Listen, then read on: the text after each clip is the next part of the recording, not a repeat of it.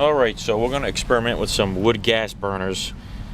They burn the wood on the bottom as well as the exhaust given off by the wood. With the reintroduction of fresh air on the upper portion, the smoke will reignite. You get more BTUs out of your wood source. So this is a repro of Zelf stove, and I kind of took out the extra hardware. I used some ballpoint pen springs to form the hinges on here. Also bent the prongs on the hardware cloth to form the locking mechanism and the support for the base here. You can see these are bent. Just snip one of the ends and make some prongs out of it, and appears to work quite well. Two more down here. Pretty sturdy. I mean, doesn't come apart at all. So we'll be working with that one and a solo version of it that I made, triangular version. Same thing, ballpoint pen springs, and just bending the hardware cloth to form these prongs here to put it together. Takes a second to set them up, and then you've got your unlimited fuel source in the woods once again, and they don't come apart. So we'll try out the solo version, well, the smaller solo version, and kind of a version for 1 to maybe 2 people. 10 cubes by 7. We're going to put a Peak 700 on that one, and we're going to put an REI, I think that's a 750 or an 800 on the larger one. See how long it takes to get some water, 2 cups of water boiled. And instead of doing it like a Swedish torch and burning from the top down, I think I'd prefer to see it the other way. So we'll see how this goes. I mean, granted, if you're in the field, you're not going to have perfect pieces of wood. So this is a pretty realistic demonstration. This isn't, 2x4s that are, this is the way you'd be doing it if you were out there. There we go. And I'm not really a hobbyist. I'm more of an outdoorsman. So this is something I would really want to use. So you're going to want to consider that before you make it your primary stove. And if you want to cook quickly, don't count on it. It's going to take a little preparation, preparing the wood, making sure they're to size.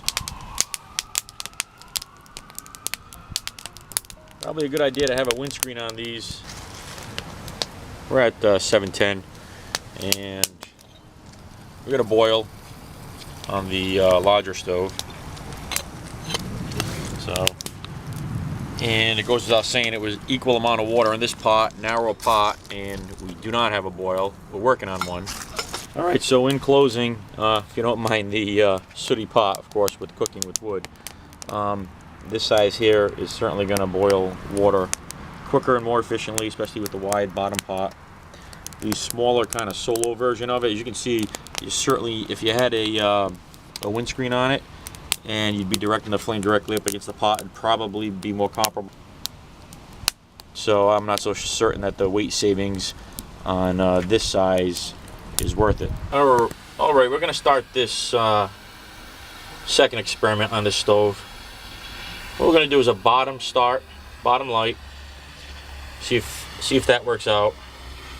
And we're going to simulate a windscreen by having it in a more protected area.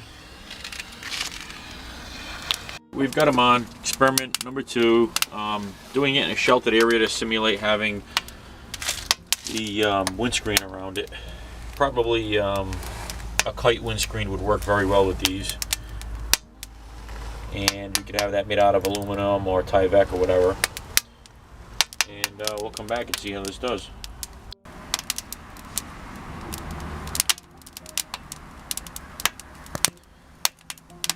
Burning much better in a sheltered area.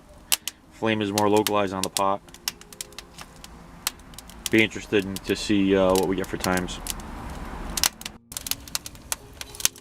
Rolling boil, 6 minutes 10 seconds. So enough said with that one. As long as you've got it out of the wind,